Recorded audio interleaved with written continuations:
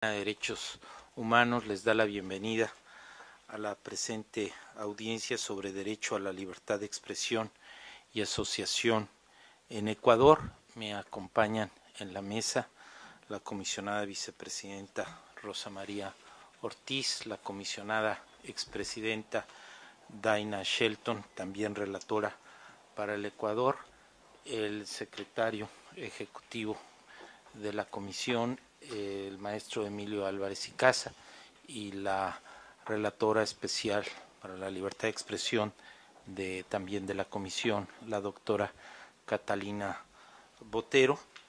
La presente audiencia ha sido solicitada por la Corporación de Estudios para el Desarrollo, la Federación de Barrios de Quito, la Confederación Unitaria de Comerciantes Minoristas y Trabajadores Autónomos del Ecuador, la Fundación Andina para la Observación Social y Estudio de Medios, la Asociación Red de ONGs de Guayaquil, la Federación de Estudiantes Secundarios del Ecuador,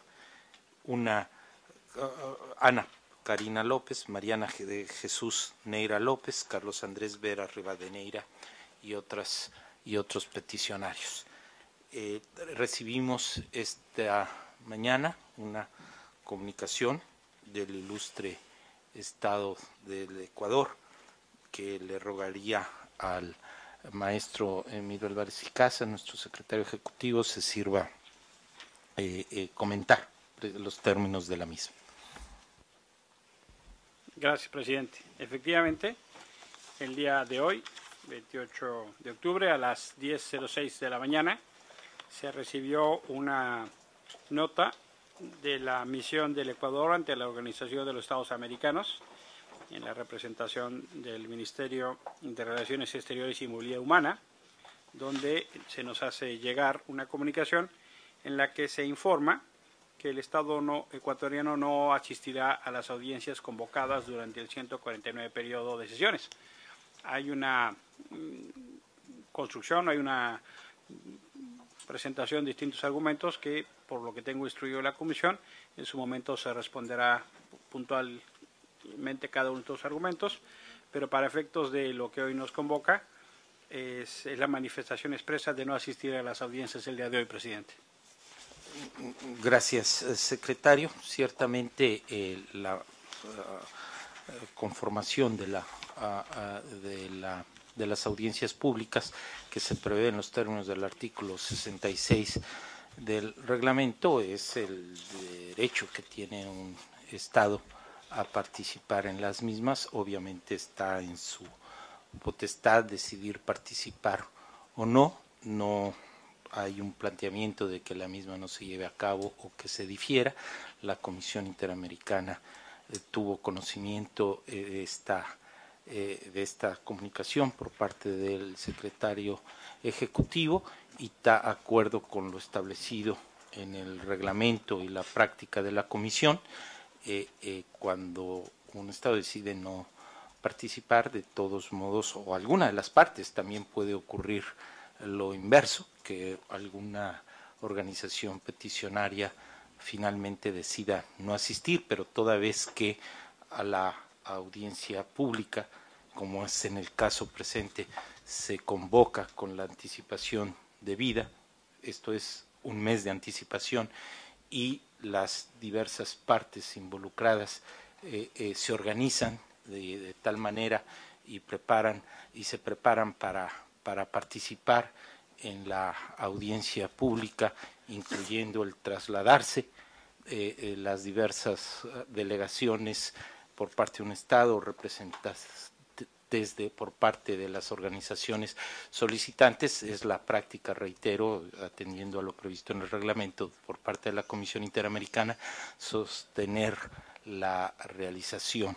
de la misma, salvo que hubiera una causa de fuerza mayor, que es así, ha sido también atendida cuando es auténticamente fuerza mayor, como fue, por ejemplo, el caso del huracán Sandy el año pasado. En ese supuesto es cuando la Comisión Interamericana ha reconsiderado la posibilidad de aplazar la celebración de una audiencia.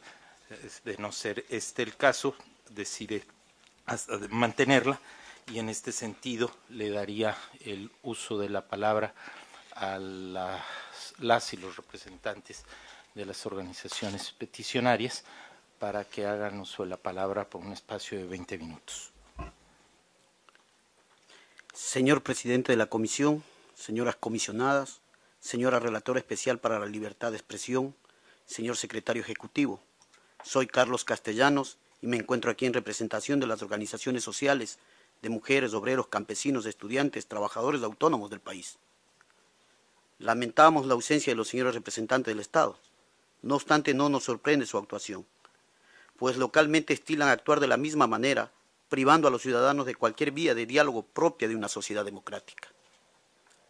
Agradecemos por la oportunidad que nos brindan a través de esta audiencia temática de presentar información relacionada al estado actual de las libertades de expresión y de asociación en el país, que se han visto gravemente afectadas con la entrada en vigencia de la Ley Orgánica de Comunicación, el Decreto 16, con el denominado Reglamento para el Funcionamiento del Sistema Unificado de Información de las Organizaciones Sociales y Ciudadanas.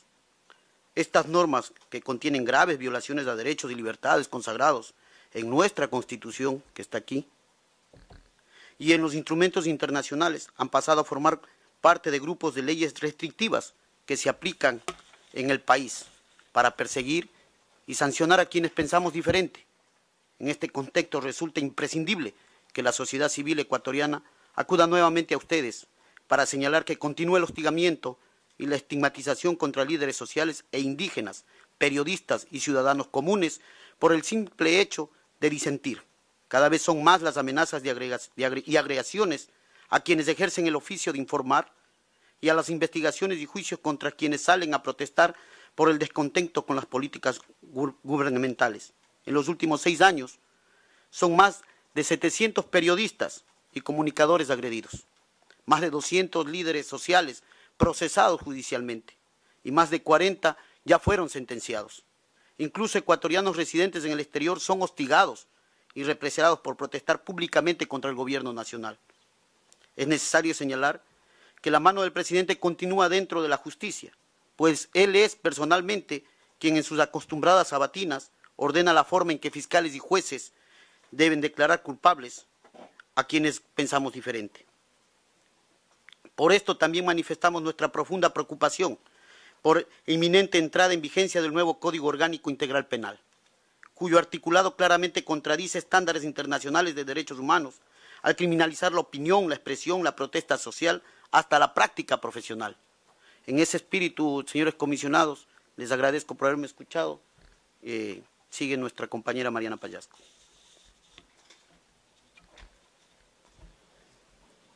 Señores comisionados, soy Mariana Pallasco, presidenta de la Unión Nacional de Educadores del Ecuador.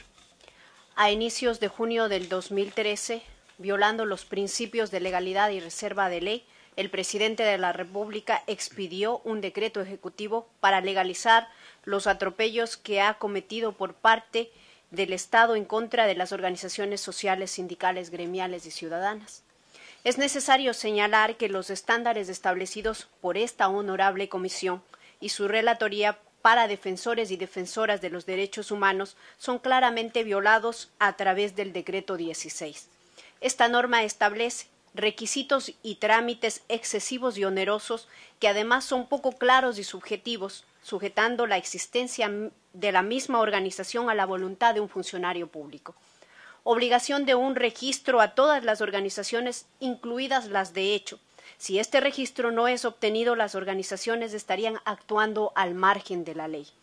Prohibiciones a la sociedad civil de participar o expresarse en asuntos de interés público, pues dedicarse a actividades que el gobierno considere de política partidista, de injerencia en políticas públicas, de afectación a la seguridad interna o externa del Estado o a la paz pública son causales de disolución de las organizaciones. Los distintos trámites y procedimientos contenidos en el decreto vulneran el debido proceso y están regulados de manera imprecisa, abierta y discrecional. Y se viabiliza la imposición de miembros, cuando cualquier persona que tenga interés legítimo en el trabajo de una organización puede solicitar su ingreso sin opción de negarle el mismo. La Convención garantiza nuestro derecho a asociarnos libremente con fines ideológicos, religiosos, políticos, económicos, laborales, sociales, culturales, deportivos o de cualquier índole. El decreto 16 desconoce por completo esta garantía, también reconocida en la Constitución, modificando un derecho fundamental con una norma infralegal. El funcionamiento de la sociedad civil queda condicionado al arbitrio de una autoridad estatal con facultades abiertas, indefinidas e ilimitadas. Pero esta normativa no puede ser entendida sin mirar el contexto nacional, en el que el Estado ha llevado a cabo de manera sistemática actos de persecución, criminalización y sanción a líderes sociales. Por ejemplo, el caso de la organización que represento, la Unión Nacional de Educadores. A través de simples oficios circulares se ha restringido derechos reconocidos en la Constitución y tratados internacionales, así como en jurisprudencia de la Honorable Corte Interamericana en el caso Baena Ricardo, eliminando las cuotas y permisos sindicales, prohibiendo la asistencia de los docentes a eventos públicos y académicos e incluso impidiendo el desarrollo de actividades gremiales. Sin embargo, los docentes son despedidos si es que no participan de las convocatorias políticas del partido de gobierno. La persecución se ha materializado también con la apertura de sumarios administrativos contra profesores que han ejercido su derecho a la movilización y a la organización, que han concluido con cuestionadas destituciones en las que no se han otorgado las más elementales garantías al debido proceso. Pero más grave aún es la aplicación de normas de sabotaje y terrorismo para criminalizar el legítimo derecho a la protesta social. El caso más grave, el de la profesora Mary Zamora, condenada a 8 años de prisión por el delito de sabotaje, por haber participado de una reunión gremial. Además, 88 estudiantes del Colegio Central Técnico, en su mayoría menores de edad, fueron apresados por realizar un plantón de protesta en las afueras de su institución educativa. 12 de ellos fueron acusados y condenados por el delito de rebelión contra el Estado. El derecho de una reunión también ha sido criminalizado con casos como el de los 10 de Luluncoto, un grupo de jóvenes estudiantes y profesionales de diferentes sectores del país acusados, condenados a 1 año de prisión por tentativa de terrorismo, por haber participado de una reunión para organizar la denominada Marcha Plurinacional por el Agua.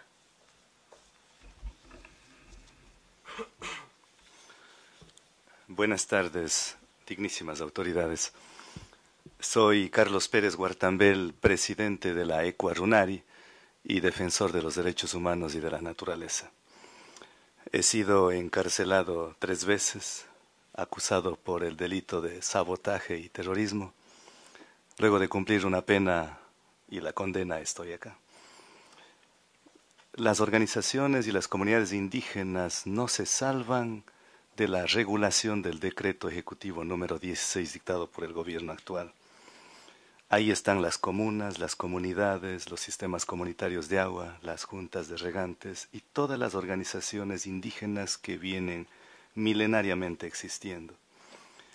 Con este decreto, a través de la creación de sistemas y registros, el gobierno tendrá acceso a toda nuestra información personal, nuestras creencias ideológicas, políticas, qué actividades realizamos, y bajo el eufemismo de acompañar los delegados del gobierno, agentes estatales, terminan legalizando el control y espionaje gubernamental. Toda manifestación de protesta, toda acción de resistencia social que cuestione políticas públicas o decisiones estatales serán causales de disolución de una organización comunitaria, por considerarse atentatorias a la seguridad pública interna y externa o alterar la paz pública. Así, ejercer nuestro derecho irrenunciable a la resistencia amparada en la Constitución y los instrumentos internacionales, defender el agua, los páramos, la selva amazónica, el Yasuní, la educación bilingüe, la salud ancestral, la justicia indígena, la cultura milenaria o actividades propias del movimiento indígena, no solo serán criminalizados, sino además provocarán irreversiblemente la desaparición fáctica de nuestras organizaciones. La mayoría de organizaciones indígenas y campesinas al momento no cuentan con personería jurídica. Miles de comunidades no tienen aprobados los estatutos porque no es necesario según su cosmovisión. Todas las organizaciones ahora, con este decreto, tienen la obligación legal de contar con un registro estatal y aquellas que no cumplen sencillamente estarían operando al margen de la ley y con ello podrían ser criminalizadas por el delito de asociación ilícita. Se nos mete en el mismo saco de todas las organizaciones sociales a las comunidades indígenas que responden a procesos históricos milenarios originarios propios, que tenemos una cosmogénesis, una cosmovisión, una cosmovivencia, tenemos nuestra sabiduría y filosofía propia, nuestra Pachasofía, la Yacusofía, la Runasofía. Sin embargo, piensa el gobierno que con este decreto tenemos que necesariamente registrarnos y sólo así operar legalmente en el país. No requerimos nosotros una creación formal por decreto para existir. Estamos en las tierras de la Vía Yala, de nuestra América. No desde que nos descubrieron, sino estamos por más de 10.000 años en estas tierras. Y durante este tiempo hemos venido reciprocando a la Ilpamama, la madre tierra, y cobijados por la multicolor Huipala, construyendo día a día el suma causa y el buen vivir que está en la Constitución del Ecuador. Este decreto soslaya derechos históricos e irrenunciables de las comunidades y nos hace depender de un órgano estatal político y configura flagrantes violaciones a las libertades y derechos humanos y colectivos. Por ello la Ecuarunari y otras organizaciones presentamos una acción de inconstitucionalidad de este decreto, porque se vulneró también el derecho a la consulta prelegislativa dispuesta de manera imperativa en la Constitución del Ecuador. Mas hasta la fecha no hemos tenido una respuesta, sigue durmiendo en el sueño de una parcializada justicia constitucional. Para concluir, señor presidente, señoras comisionadas, quiero manifestarles que no podemos estar peor en el Ecuador. El Ejecutivo ha concentrado todos los poderes públicos, el legislativo, el judicial, y ahora diseña en la cancha un nuevo código penal draconiano que es severo y endurece y acumula las penas y criminaliza conductas ordinarias.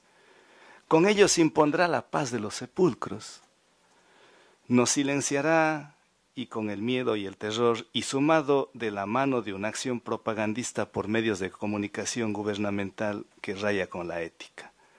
Preguntamos entonces, ¿dónde quedan los derechos humanos y colectivos en el Ecuador? En la ilusión que se diluye entre el canto y el desencanto. Les invito, señor presidente y señoras comisionadas, a poner el hombro y hacer que nuestros sueños no se apaguen. Gracias. Señores comisionados, soy Miguel Rivadeneira, director de noticias de Ecuador Radio y articulista del Comercio de Quito. El 25 de junio, el gobierno ecuatoriano promulgó una peligrosa ley de comunicación que constituye un retroceso en el ejercicio del derecho a la libertad de expresión en el hemisferio. Es una norma imprecisa, restrictiva, punitiva, antidemocrática, que es un obstáculo para el libre flujo de ideas y opiniones indispensables para fortalecer el debate público en un Estado que se autodefine como democrático. Los peticionarios compartimos la necesidad de democratizar la comunicación y fortalecer un periodismo responsable, como promete la ley. Pero, en la práctica, esta norma propende al monopolio informativo del Estado, establece un régimen de censura previa, impone contenidos a los medios de comunicación, establece organismos estatales con facultades discrecionales para el establecimiento de responsabilidades ulteriores en manos de funcionarios públicos que no son independientes del Ejecutivo. Está en vigencia una ley de comunicación que atenta contra los principios universales de los derechos humanos, de la libertad de expresión, define a la comunicación como servicio público, desnaturalizándola de su condición de derecho fundamental. Así, medios y periodistas serán sometidos a excesivos controles administrativos del Estado. establece censura previa a través de una figura restrictiva denominada linchamiento mediático, destinada expresamente a impedir la investigación periodística sobre asuntos de interés público e inhibir el escrutinio que la prensa debe hacer a la gestión pública. En la práctica, pregunto, ¿cuáles son algunas consecuencias de esta ley? Mediante un comunicado oficial publicado en un medio en manos del Estado, como si se tratara de una comparecencia judicial, varios periodistas y articulistas fuimos conminados por la Secretaría de Comunicación de la Presidencia a visitar una zona de la región amazónica donde se había producido una afectación ambiental de la empresa Texaco Chevron. La citación se realizó a quienes habíamos informado u opinado en medios de comunicación privados al respecto. El Gobierno Nacional no solo impuso el tema, sino también la agenda de algo que a su criterio es de relevancia pública. Por el simple hecho de haber entrevistado a veedores ciudadanos cuya opinión no era acorde a las tesis oficiales y que actualmente se encuentran procesados, nuestro medio de comunicación recibió la orden de difundir una cadena nacional en la que se atacó el contenido de la entrevista y se descalificó al entrevistado.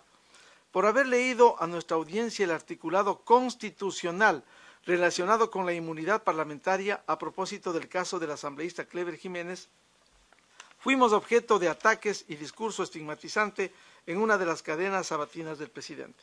Finalmente, quiero manifestar a ustedes la preocupación de varios medios de comunicación de carácter nacional de la imposición legal de que un funcionario permanezca en su sede para verificar que la información y los contenidos se ajusten a la normativa vigente. Bajo el nombre de defensor de la audiencia, la Ley de Comunicación consagra la existencia de censores dentro de los medios.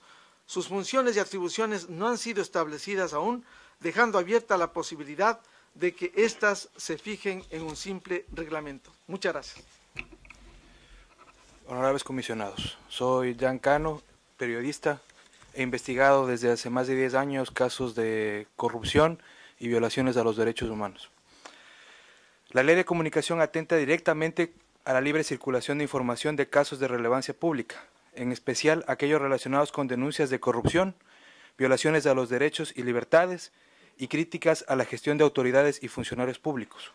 Con ello se coarta dramáticamente la investigación periodística. La figura del linchamiento mediático pretende blindar a los funcionarios estatales del necesario control ciudadano y periodístico de su actuación pública. La violación a esta norma debe ser calificada por el Consejo de Comunicación y el Superintendente de Información, ambos órganos dependientes del Ejecutivo. El superintendente posesionado hace pocos días ha demostrado en varias intervenciones públicas una animadversión clara al trabajo de la prensa privada. Su independencia para decidir sobre estos temas está seriamente cuestionada. El artículo 13 de la Convención Americana garantiza el derecho de reserva de fuente para todos los comunicadores y medios de comunicación, algo que es esencial en los procesos investigativos. Sin embargo, esta ley lo impide. Para nosotros, recibir información de manera informal y reservada es un acto habitual en el proceso de una investigación periodística sobre cualquier tema, y exige que quienes sean nuestros informantes cuenten con suficientes garantías de que su identidad, así como los medios mediante los cuales consiguieron la información, no sean revelados. Esta situación se agrava con la prohibición expresa en la ley de informar hechos que sean calificados de reservados. Esta comisión ha mencionado que la determinación de esa calidad debe estar definida en forma precisa y clara por la ley, lo que no ocurre en nuestro caso. Asimismo, la ley de comunicación faculta al Estado a imponer contenidos a los medios, violando el principio de independencia en la línea editorial que esta comisión tantas veces ha defendido, y puede detener, sin más, un proceso periodístico. La ley dispone que la calificación de lo que constituye un asunto de interés público quede a discrecionalidad de la superintendencia. Esto acarrea una imposición grave. Si se publica una serie de reportajes sobre un hecho de corrupción pública, por ejemplo, las autoridades pueden detener ese proceso disponiendo la publicación de información que ellos consideren relevante para sus intereses, una nueva represa, un plan de vivienda estatal, etc. Además, se nos quiere imponer una sola forma de mirar la realidad en el Ecuador, una sola verdad. El artículo 22 establece, abro comillas, todas las personas tienen derecho a que la información de relevancia pública que reciben a través de los medios de comunicación sea verificada, contrastada, precisa y contextualizada. Y al respecto señala, la contrastación implica recoger y publicar de forma equilibrada las versiones de las personas involucradas en los hechos narrados. Esto contradice los estándares internacionales en el sentido de que para que una información esté protegida bajo el artículo 13 de la Convención, basta con que el periodista tenga suficientes elementos de convicción para suponer que la información que está difundiendo es cierta. Hay también una extrema limitación para informar acerca de asuntos judiciales. La ley contiene términos ambiguos relacionados a la posición institucional, que no permiten definir si es un editorial o una o varias noticias sobre un tema, lastimando los procesos investigativos de periodismo que colaboran con el ejercicio pleno de la democracia, especialmente en casos criminales y de corrupción. Los efectos de estas restricciones ya han empezado en el país. A los periodistas nos han limitado en las actividades diarias y la ley ha generado autocensura entre quienes hacemos periodismo y en especial el de investigación. De hecho, las unidades de investigación de varios medios han desaparecido y otras han evitado trabajar en temas de interés nacional. Y si lo hacen, según las palabras de una periodista que trabaja en un medio que ha sido crítico con el gobierno, deben obligatoriamente recoger la posición estatal con respecto a un tema, caso contrario, este no se publica. Incluso cuando hay una prohibición, de por medio está una prohibición de que los ministros de Estado no hablen con los medios privados. Asimismo, los programas de debate público en la televisión han perdido espacio. Apenas un canal nacional de 6 mantiene una línea editorial claramente libre, crítica y fiscalizadora, con las acciones del gobierno de turno. Los demás han plegado o han callado en temas sensibles. Este obligado silencio del periodismo ecuatoriano, comisionados, atenta contra la Convención, los tratados internacionales y la misma Constitución de mi país.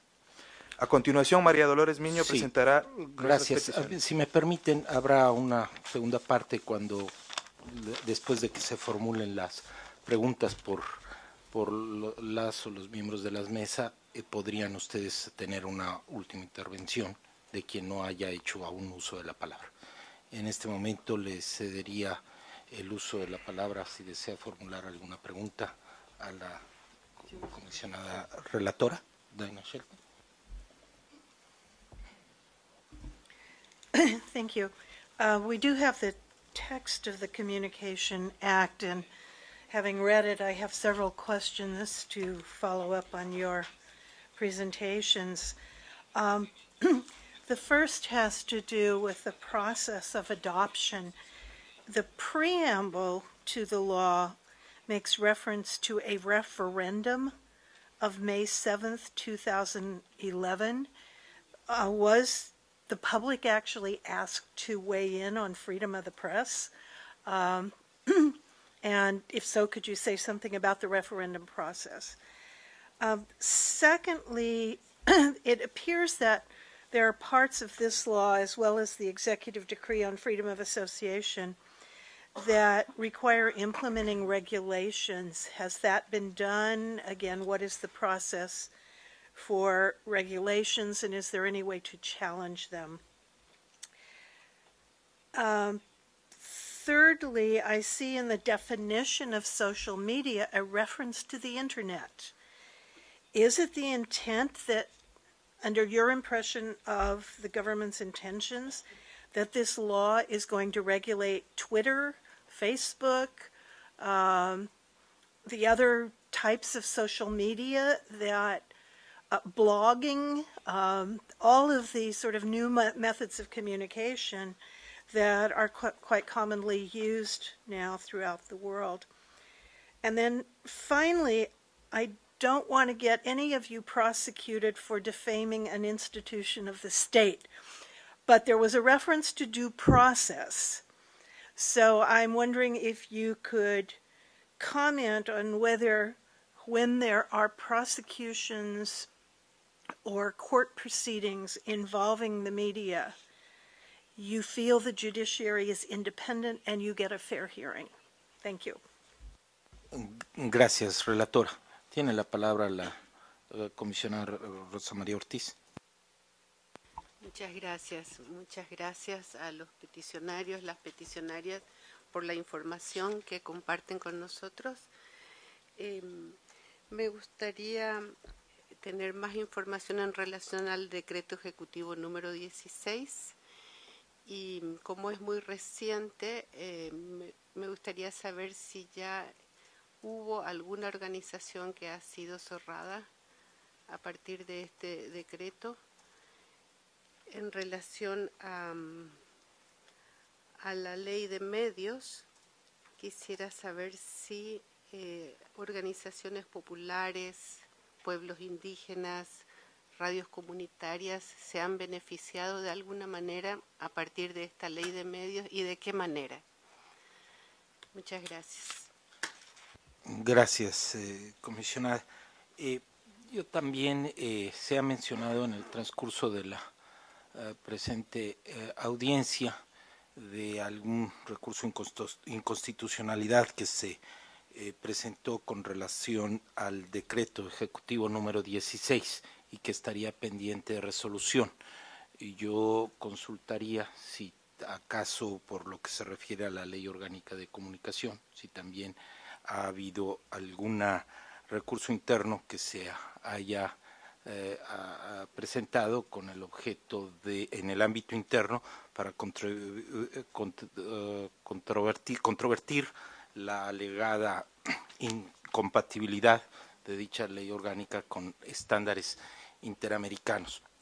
Y es claro, ¿verdad?, que la presente audiencia pública se realiza de acuerdo con las atribuciones que tiene la Comisión Interamericana para monitorear la situación de los derechos humanos. En ningún momento se exige para celebrar la presente audiencia que se hubiesen agotado recursos internos, porque no se trata de una petición o un caso individual, sino analizar la situación de los derechos humanos, ya sea de carácter general en un país, en los términos del artículo 62 y el 66 del reglamento de la Comisión Interamericana, y estos preceptos de acuerdo con lo previsto en el artículo 106 de la Carta de la Organización de Estados Americanos, que le confieren atribuciones a la Comisión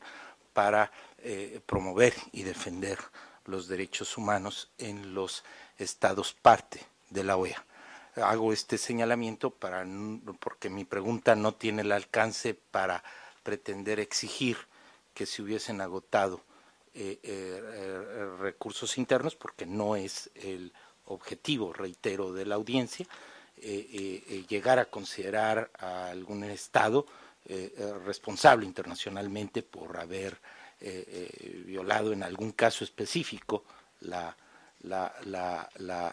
los derechos humanos. No es así, sino es en el ejercicio del monitoreo de la situación de los derechos humanos en la región, pero para tener toda la información, la Comisión en este ejercicio de monitoreo es que consultaría si se ha controvertido en el ámbito interno los dos, uno de ellos ya de una de las intervenciones queda claro, pero del otro ordenamiento de la ley orgánica no se ha mencionado. Sí, también se ha hecho referencia a que el uso de tipos penales, o sea, como el sabotaje y el terrorismo, para criminalizar la protesta civil, y cual yo quisiera solicitar, no ahora, sino quizás en su oportunidad, si desearan proporcionar información, en que le aportaran a la Comisión Interamericana sobre el contenido de tales normas,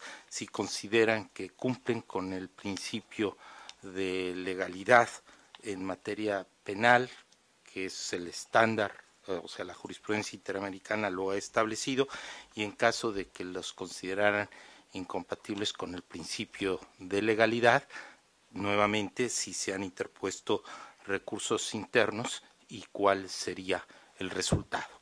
Les agradecería, reitero, ya sea en esta oportunidad o con posterioridad, proporcionar esa información, en el entendido de que también el ilustre Estado del Ecuador tendrá la oportunidad de aportar la información que desee en relación con el tema de esta audiencia.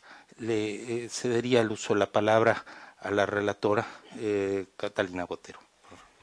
Gracias, presidente. Yo quiero agradecerle también a los peticionarios la información que nos han proporcionado en esta audiencia. 4 preguntas que pueden responder ya o contestar más adelante. La primera sobre los objetivos de democratización de la ley, en la línea de la pregunta de la comisionada Rosa María Ortiz. Se ha sostenido que la ley de comunicación puede tener algunos problemas que se han señalado, los ha señalado la relatoría, pero el gobierno sostiene que es una ley fundamental para democratizar las comunicaciones. Básicamente a través de 2 mecanismos. Uno, distribuye las frecuencias, ordena una distribución del 33, 33, 34% de frecuencias a radios comunitarias, medios públicos y radios privadas. Y segundo, favorece la producción nacional independiente. Yo quisiera saber su opinión sobre esa manera de ver la ley de comunicaciones en Ecuador. Segundo, yo quisiera saber, porque realmente no entiendo, en qué consiste el defensor de las audiencias.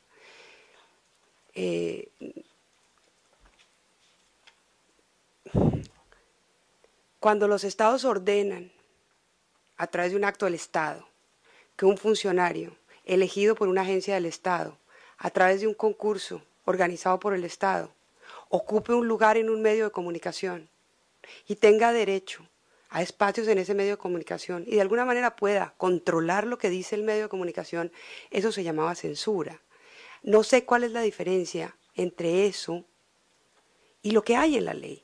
Lamentablemente no podemos contar con la presencia del Estado. A mí me hubiera gustado mucho preguntarle al Estado en qué se diferencia eso de las figuras, digamos, de los censores en otros tiempos, pero quisiera conocer su opinión, en la medida en que, pues, lamentablemente no solo podemos contar con la opinión de ustedes.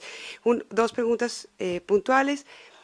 El nuevo Código Penal, el gobierno dice que está derogando el desacato, lo cual sería extraordinariamente bueno. Y quisiéramos saber cómo va el proceso de la derogación de esas leyes y si hay o no aumento de tipos penales en materia de libertad de expresión y derecho a asociación. Y finalmente el caso de la asambleísta Clever Jiménez, también quisiera, si ustedes tuvieran información, que nos pudieran dar, porque me parece que hay 2 o 3 casos relevantes, uno el que se mencionó acá, de la líder de los sindicatos de profesores, el caso del señor Acacho y el caso de la asambleísta Clever Jiménez, son como 3 casos muy emblemáticos, importantes. Para la relatoría yo quisiera saber si hay información que ustedes nos puedan dejar sobre ese caso. Gracias. Gracias, relatora. Nuestro secretario ejecutivo, el maestro Emilio Álvarez y Casa, por favor. Gracias, presidente.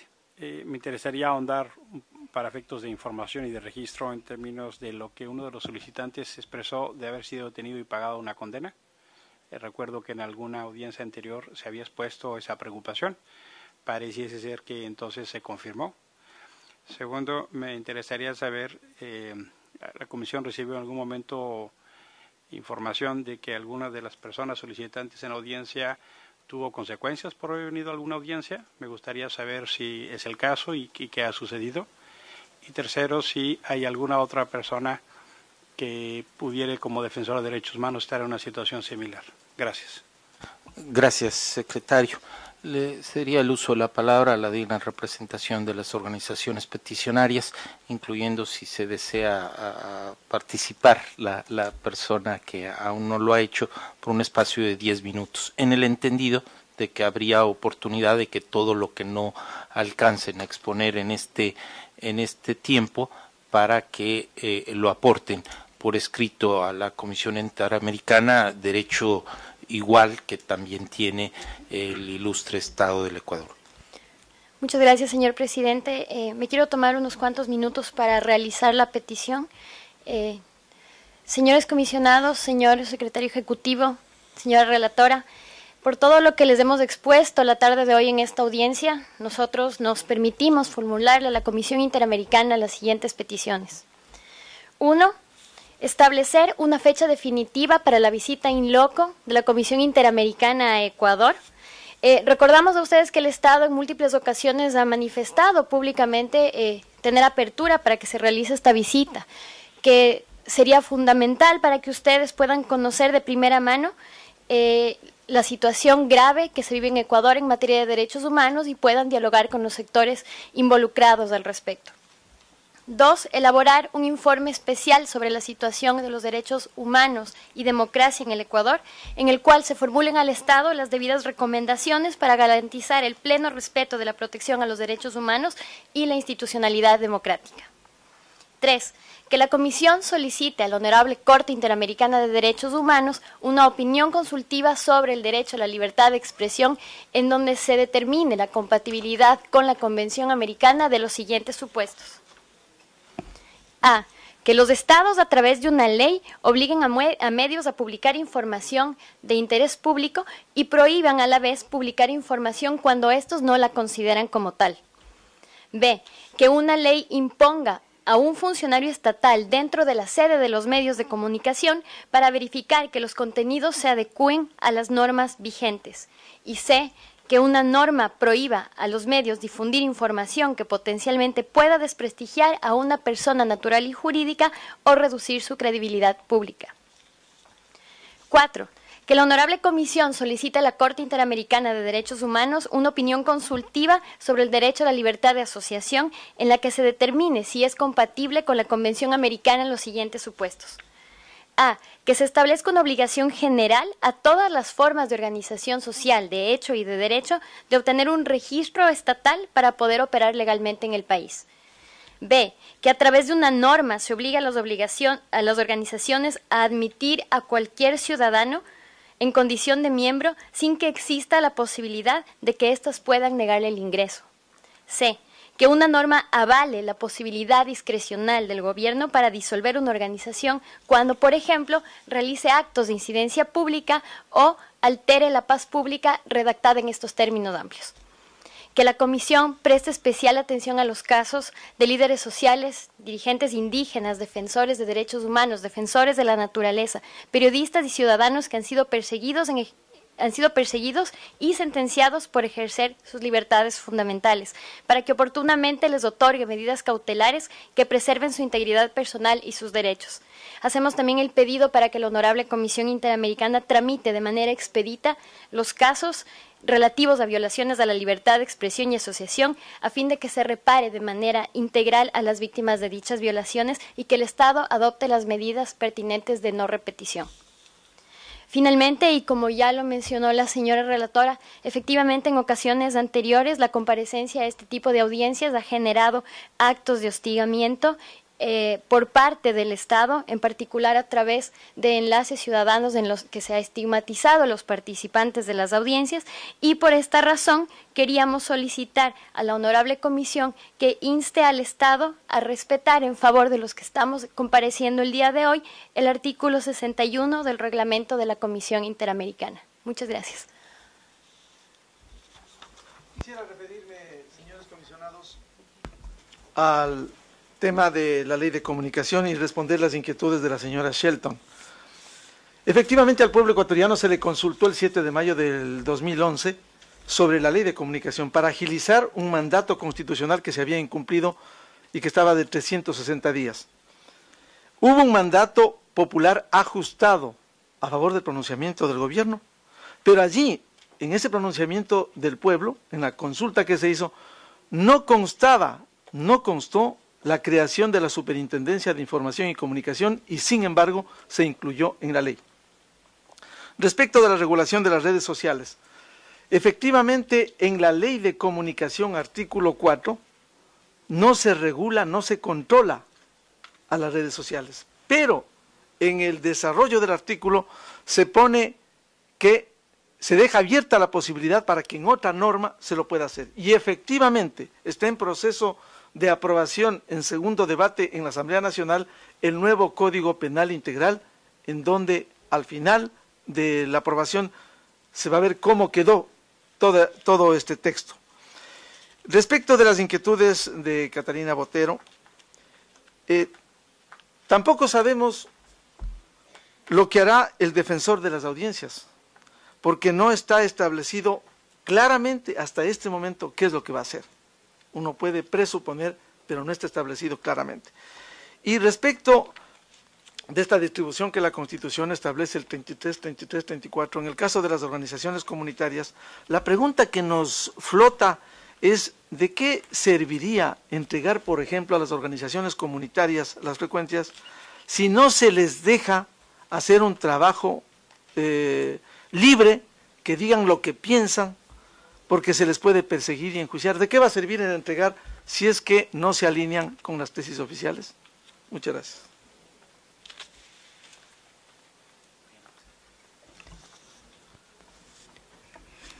En respuesta a la inquietud que se hiciera por parte de la comisionada sobre qué afectación ya el decreto 16 tendría con las organizaciones, a pesar de que en junio del 2013, es decir, en el presente año fue emitido, hay un proceso de 6 meses en el cual se reestructuraría el sistema de registro de las organizaciones sociales, pero quien les habla, la Unión Nacional de Educadores, en su representación ya tuvimos dificultades de registro de nuestra organización.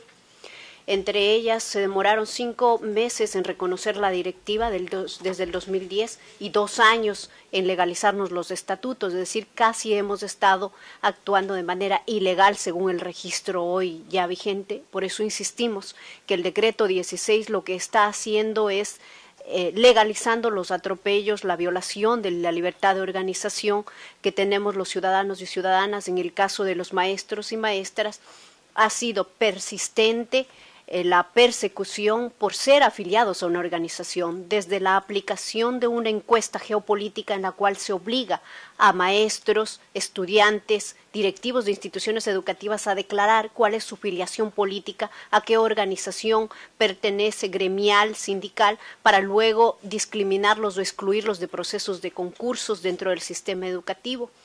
La prohibición a quien les habla de asistir a las instituciones educativas pese a ser representante legal de los docentes para reuniones gremiales. La criminalización de la acción de dirigencia gremial y la destitución de maestros y maestras que ejercen la dirección de una organización representan, creo que con claridad, lo que significa la persecución y desaparición, en este caso, de muchas organizaciones que tenemos una posición de defensa de derechos laborales frente a la patronal. Creo que es importante también dejar como referente lo que ha significado para quien les habla 3 años de ejercer la dirigencia gremial y la permanente prohibición de salida, de invitación y de representación gremial. Vamos a dejar la información en la cual invitaciones a UNESCO, invitaciones y movilizaciones hechas por los maestros desde la propia UNESCO han sido criminalizadas y sancionadas con destitución de maestros, y quien les habla es funcionaria pública. Yo trabajo para el Estado, soy maestra, no tengo permiso sindical porque en mi país desapareció el permiso sindical. Por supuesto que corro el riesgo de, al regresar a mi país, estar sin puesto de trabajo por la posición y por haber venido a defender la libertad de organización que corresponde hacerlo. Y lo hago convencida porque creo que en mi país se debe respetar las libertades y los derechos fundamentales. Sobre la inquietud de la doctora Botero sobre el reparto de las frecuencias a las comunidades indígenas, yo represento a la Confederación de Pueblos de la Nacionalidad Quichua del Ecuador, que conforman 14 pueblos y 18 organizaciones provinciales de las 24 existentes en el país. No hemos recibido hasta el momento una sola frecuencia con aprobación de la nueva ley de medios. Y en el evento que se nos otorgaría una frecuencia, tendríamos que alinearnos a la política del gobierno. Y si no nos alineamos, llana y sencillamente, como nos dan, nos quitarán. Pero que quede presente, no tenemos, a pesar de que hemos solicitado formalmente la asignación de frecuencias como ecoarrunario, una frecuencia nacional y también como provincias. Sobre la inquietud del señor ejecutivo de la CIDH, en efecto, hace un año exactamente estuvimos acá para denunciar la criminalización de la protesta social en el Ecuador y porque veíamos que era inminente la confirmación de la condena que se iba a hacer a mi persona, en la que se me acusó por el delito de sabotaje y terrorismo, por el hecho de salir a protestar de manera pacífica en contra del extractivismo y en defensa de las fuentes de agua de las que tomamos, de las que nos sirve para la agricultura, para la soberanía alimentaria. Luego de que no tuvieron pruebas, la parte acusadora, la fiscalía, no pudo probar en el proceso que no había sabotaje y terrorismo, el Tribunal Penal me declaró inocente, más la Fiscalía interpuso un recurso de casación, se equivocaron, luego hicieron de apelación, es decir, un enredo jurídico que ni ellos mismos entendieron, pero al final terminaron condenándome a 1 año de prisión, pero la justicia ecuatoriana, viendo la movilización en defensa del agua, viendo la presión social y a su vez también la presión del gobierno, trató de lavarse las manos y dijo, la condena es para 1 año de prisión. Sin embargo, como la lucha nuestra ha sido altruista, noble, en beneficio del agua, del 1 año redujeron a 8 días. Y eso sí, era imperdonable. Me mandaron a la cárcel 8 días. No es el tiempo de la condena. Podían ser 8 minutos u 8 horas. Es el precedente judicial que se creó y sobre todo el ambiente de hostilidad y amedrentamiento para que otros líderes sociales más bien se callen y no vayan a la cárcel. Gracias. Señor presidente, ¿le puedo solicitar 1 minuto adicional para contestar su pregunta? Nos había preguntado acerca de acciones que nosotros hemos presentado a nivel interno para presentar al Estado nuestras preocupaciones.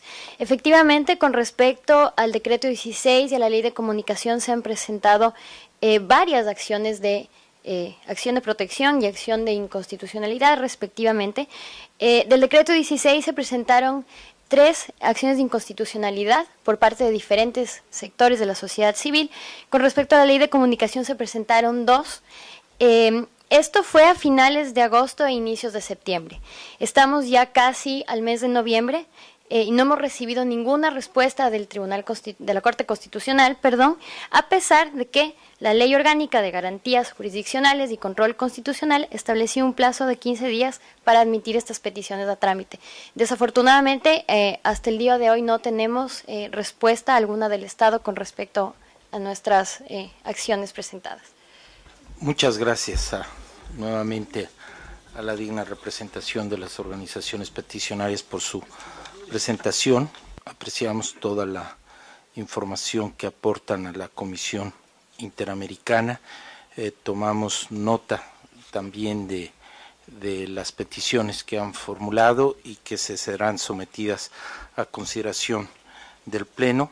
Es claro que en los términos del artículo 61 del reglamento de la Comisión Interamericana es obligación de los Estados garantizar precisamente la participación de todas y todos las personas que acuden a la Comisión Interamericana a participar en alguna de sus audiencias o diligencias, y también es claro que reiteradamente la Comisión Interamericana de Derechos Humanos ha establecido y destacado la importante y central labor que desempeñan defensoras y defensores de derechos humanos, y de ahí que sea fundamental salvaguardar la importante labor que realizan, debido a que cualquier atentado contra la labor de defensa de los derechos humanos no solo afecta a la persona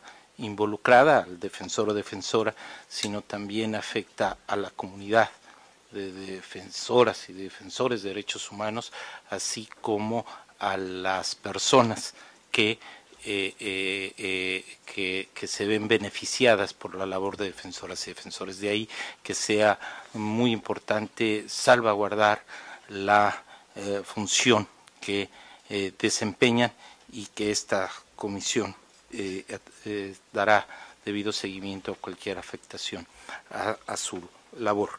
Nuevamente, muchas gracias por su participación, y será bienvenida cualquier información adicional que se sirvan presentar sobre el tema del derecho a la libertad de expresión y asociación en Ecuador, que seguirá siendo monitoreada por la Comisión Interamericana, y será, reitero, bienvenida la información que tanto el ilustre Estado del Ecuador como las organizaciones peticionarias tengan interés en presentar.